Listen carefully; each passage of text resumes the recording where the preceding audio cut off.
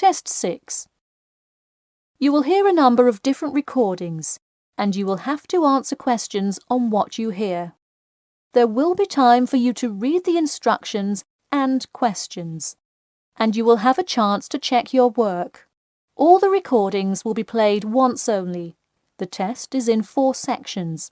At the end of the test, you will be given 10 minutes to transfer your answers to an answer sheet. Now turn to Section 1. Section 1. You will hear a conversation between a travel agent and a customer who needs to book a hotel for a group visit. First, you have some time to look at questions 1 to 6.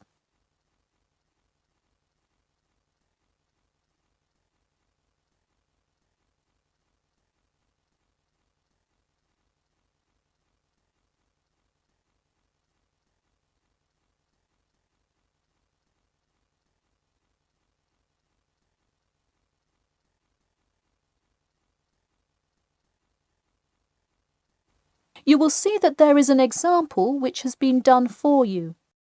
On this occasion only, the conversation relating to this will be played first. Hello, Elite Travel. This is Emily speaking.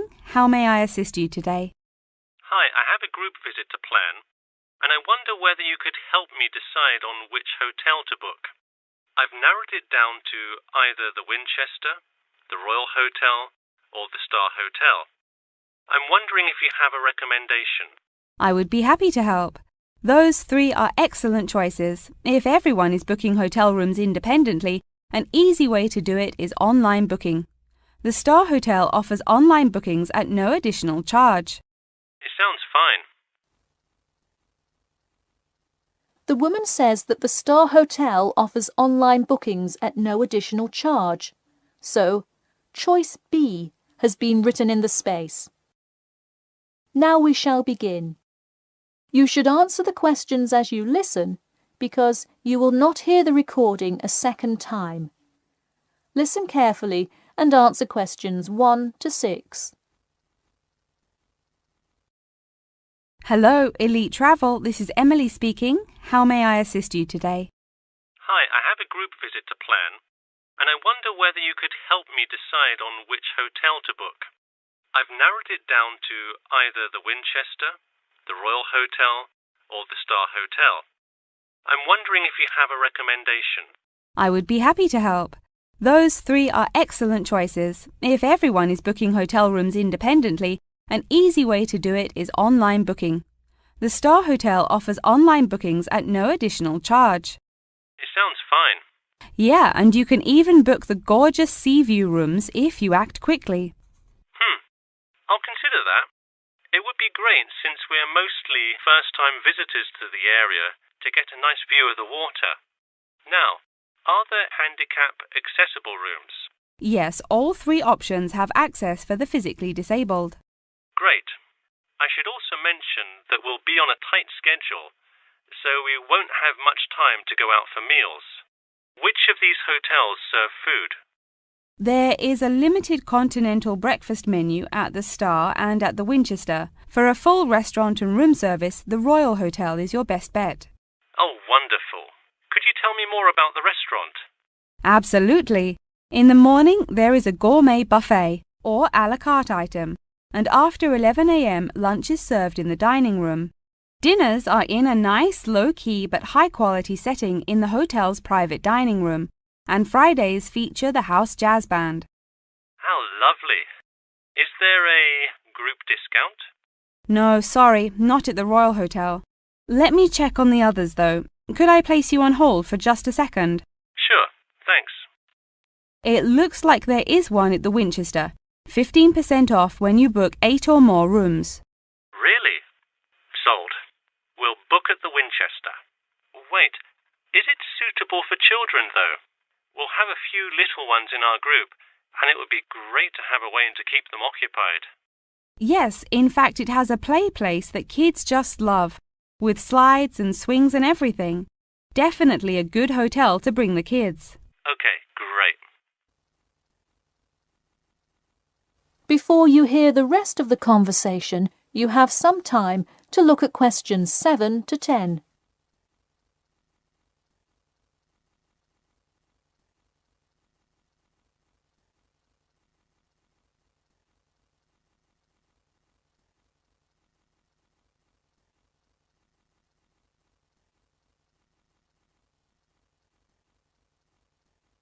Now listen and answer questions 7 to 10. So now I know where we'll be staying. What next? Should I go ahead and book transportation and assign rooms and everything? Well, for now, there are only a few things for you to take care of. We will hold a block of rooms for you as soon as you send a deposit. I recommend booking as soon as possible, so you probably want to send the invitations as soon as you know how many rooms to hold. Oh, right. Okay. I'll send the invitations and put down the deposit. Is there anything else I should take care of? Great! And don't worry about this now, but sometime before you arrive, do let us know if you'll be requiring our transport service to and from the airport. I'll make sure to let you know. Does that incur a service charge, or perhaps a tip, or some presents to show our gratitude for the personal car service? Oh, don't worry about it. It is a free service, so if you would like to tip, you are welcome to do so. But hotel drivers do not accept gifts. Thanks for your help. My pleasure. Enjoy your stay at the Winchester. That is the end of section 1. You now have half a minute to check your answers.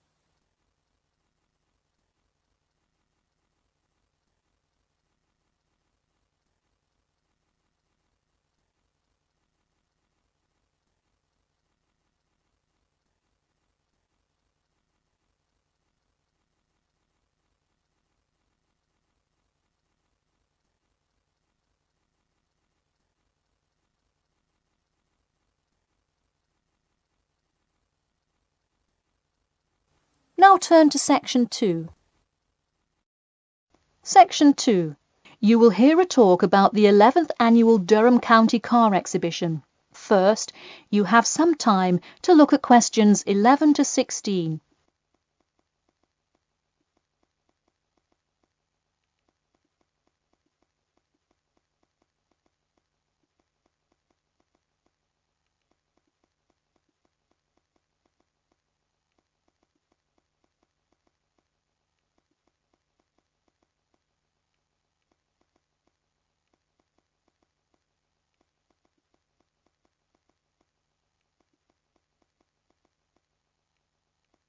Now, listen carefully and answer questions 11 to 16.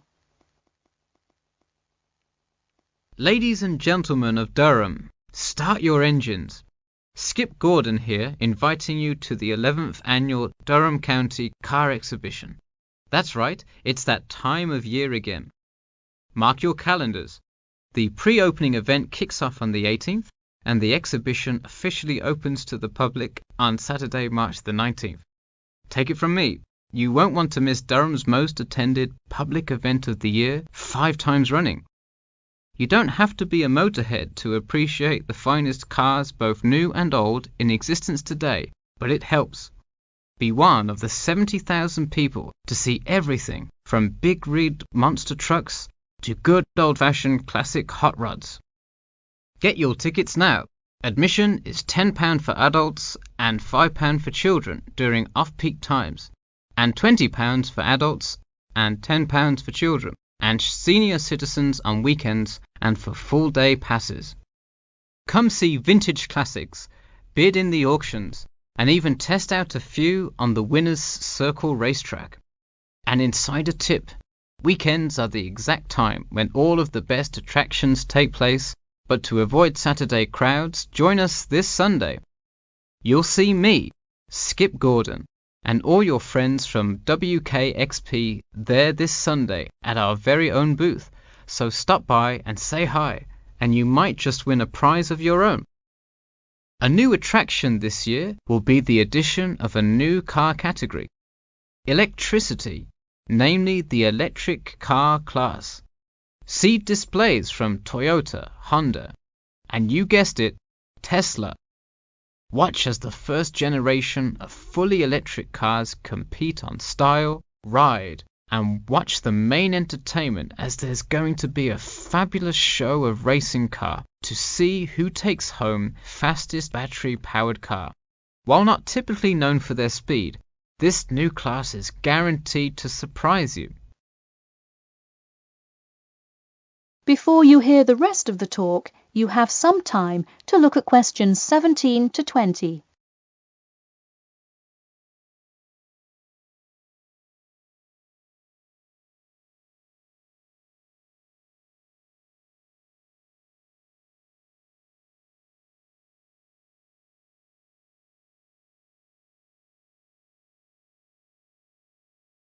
Now listen and answer questions 17 to 20.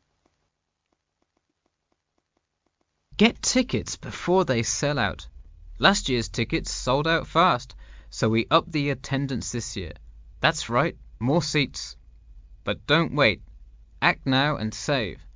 That's right, if you buy your tickets before this Friday, you'll get 2 for the price of 1. That's right, 2 for the price of 1. And don't worry, kids. Just like last year, there's something specially for you. Wreak havoc on the road with the Kids Crazy Cars ride, and then race around the Tiny Tykes track in your favorite child-sized race car. Meanwhile, Mom and Dad can take a spin in a ride a bit more than their size.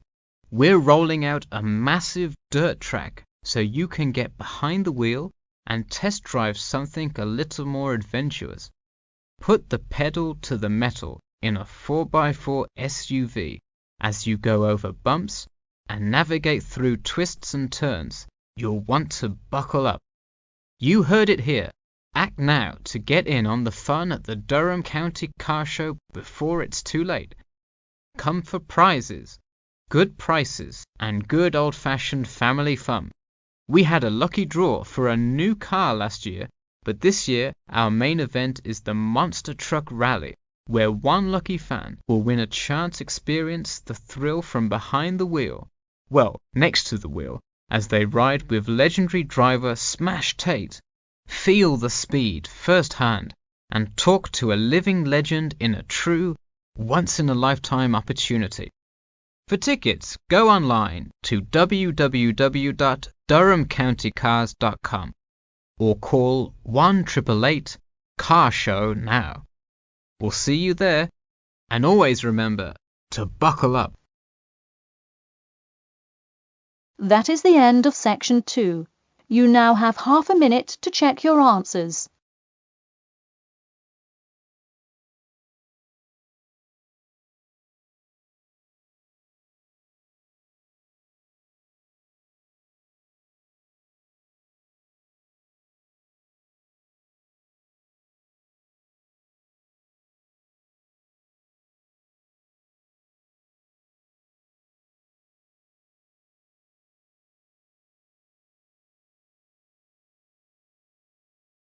Now turn to section 3.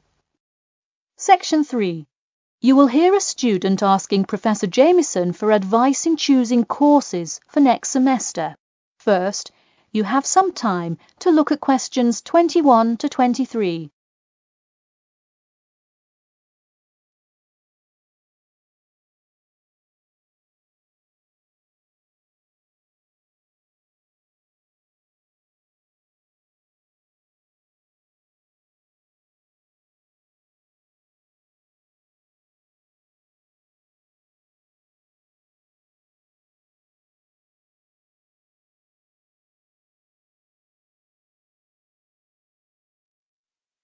Now, listen carefully and answer questions 21 to 23.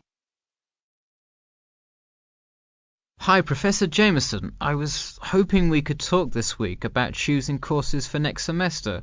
That sounds great. Any idea yet what you'd like to take? Well, I was hoping you could kind of tell me. There are so many to choose from. I don't even know where to start. Sure. Well, first things first. Do you know what you will major in? It's important to take courses that are relevant to your career path. Well, I think I want to major in biology. I want to go to medical school, so it seems like it would make sense. I agree. If you like biology, It's definitely a good idea to focus on that, since so many of the requirements overlap. Okay, so I should take a few biology classes then? Yes, let's start there. You should pick 1 or 2 biology classes. Not just any biology classes, though. If possible, read online or talk to senior fellows and find out about the structure of the courses. You don't want to end up signing up for 2 classes that require labs in the same semester. You'll spend so much time in the biology department that you won't see the light of day. All right, good idea. I heard labs can be as long as 4 hours. That's true. And another thing, make sure the topic is either relevant to your major or something you're interested in learning about. It sounds obvious, but do not just take a class because you heard it was easy or because it does not require attendance. Of course not, though it would be really nice to have at least one class that's a little bit less rigorous than the ones I'm taking this semester. I barely sleep as it is with all this studying. That may have more to do with your study habits, though I don't disagree that your schedule is really difficult this semester. Before you hear the rest of the talk, you have some time to look at questions 24 to 30.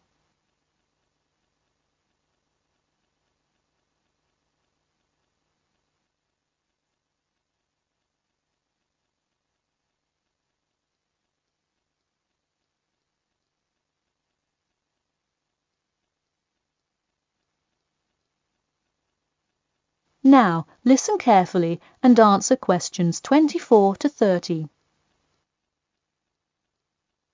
So, any idea which biology classes you may decide on for next semester? Well, I was thinking of taking human physiology. It sounds relevant and interesting. I think it is an interesting class, but I would recommend against it. You're already in human anatomy, which also covers physiology, so it would be repetitive and probably not the best use of your time. If I already know some of the stuff, I could take it to boost my GPA a little bit. You could maybe do that, except the professor that teaches it is famous for giving out the fewest A's of any professor. Oh wow, never mind. Now, changing subjects. Have you decided yet on your research topic? Well, I actually decided I don't want to do a research paper. I'm going to do a dissertation instead. I think I will much more enjoy coming up with a thesis and finding all the details to support it. I see. Didn't you already do some of the research, though? What happened to that? Well, I started doing research, then the more data I collected, the more complicated things got. I realized I would have to take a lot more steps to randomize the sample, and then I realized I would need to control for more factors. I see. What kind of data collection did you do? I interviewed employees at the water treatment facility after Professor Dickinson recommended it. I understand. Well, the research paper could be much more outside work, but it may be worth it if that is what you're interested in. No, I am a lot happier just doing the dissertation. That's fine with me. Just remember, you need to finish your first draft and send it in soon. It's already the middle of February. Oh wow, it is, isn't it? I just have to finish it by the end of March, right? Yep, but don't forget, the date will really sneak up on you. Okay, I'll make sure to set reminders in my calendar. And who do I talk to about registering my dissertation? You should go to the department office and then talk to the secretary. I thought I needed to talk to the department head. Not for registering. If you need help developing your dissertation, that's when you should go to the department head. I see. And who would I see about getting access to the database of past research on my topic? That you can find in the computer lab, specifically in the office. You'll have to ask a lab technician to give you access. Okay, well, I'll go ahead and get started on that then. Thanks. That is the end of section 3. You now have half a minute to check your answers.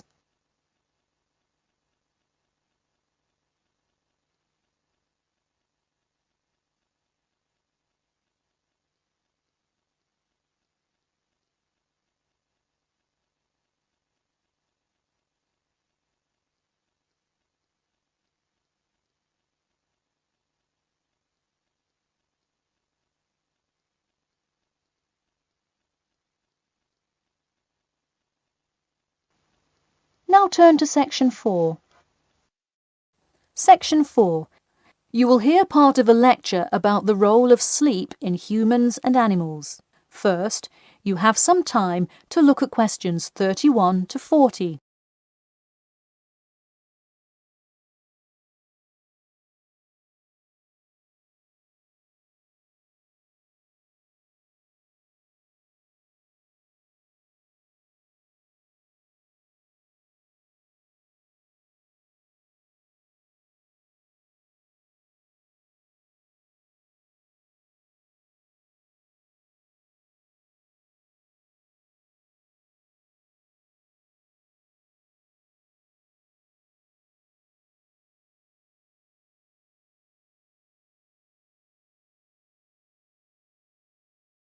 Now, listen carefully and answer questions 31 to 40. Good morning, everyone. In today's lecture, I'm going to talk about the role of sleep in humans and animals.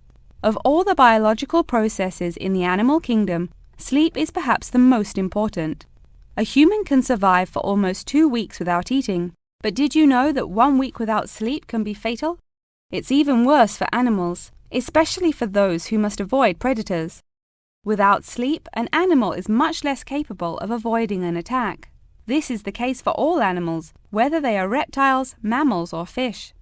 Let us look now at how different animals sleep, reasons for their ways of rest, and the potential problems they might encounter. In marine life, sleep must be balanced with breathing. For example, the dolphin must float to the surface as it sleeps in order to breathe.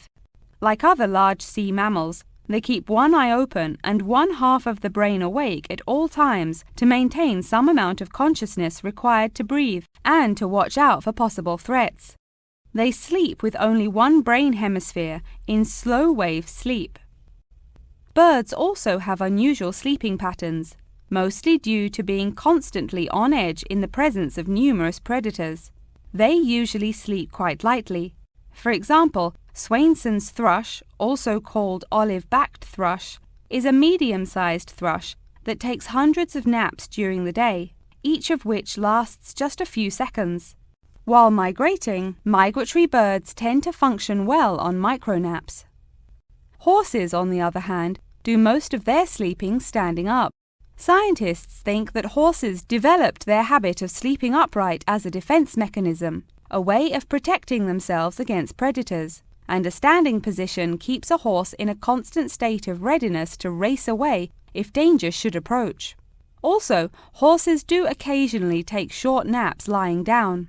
Horses are heavy animals with big muscles, but their bones are surprisingly delicate, so lying in one position for a long time could well injure a horse.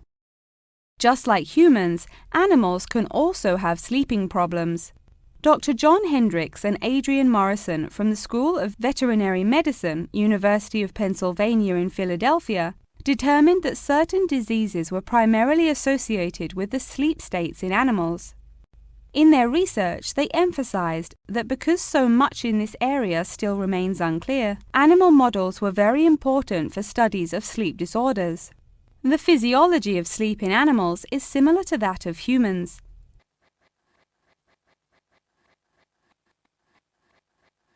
But why do we humans sleep? Researchers and scientists believe it helps us organize our memories of the day, that sleep acts as a kind of filing system for the brain. Without it, our thoughts become disorderly and confused, which leads to increased likelihood of accidents and a tendency to say and do bizarre things. Researchers also believe that sleep plays a key role in learning. We sleep so that the brain can integrate new knowledge and form new associations. Because of the similar sleeping pattern to that of humans, rats are often studied in order to increase our knowledge of human physiology. In one study, rats were kept awake for almost 2 weeks and their behavior was observed. Researchers found the sleep-deprived rats could hardly remember anything of what they had been taught that day. For example, one rat had been taught to recognize pictures of various Parisian landmarks in order to receive food. Pressing a button below a picture of the Louvre would result in food being released, and so forth. However, When deprived of sleep, they would press buttons seemingly at random. In addition to rats, the fruit fly, a small insect that feeds and breeds on spoiled fruit, also has been used as a model organism, and thousands of scientists around the world work on it. But why was the fruit fly chosen to be studied? It was for practical reasons. The most important one is that the relationship between fly and human genes is so close that the sequences of newly discovered human genes, including genes that show a susceptibility, can often be matched against their fly counterparts. This provides an indication of the function of the human gene and could help in the development of effective drugs to help people with sleeping disorders. Therefore, many scientists today choose to study the genetic structure of the fruit fly, which could make a particularly important contribution to the understanding of developmental processes in humans. In conclusion, sleep is a necessary part of life, not just for humans, but for the entire animal kingdom. Now, I'd be happy to answer any questions you may have. That is the end of section 4. You now have half a minute to check your answers.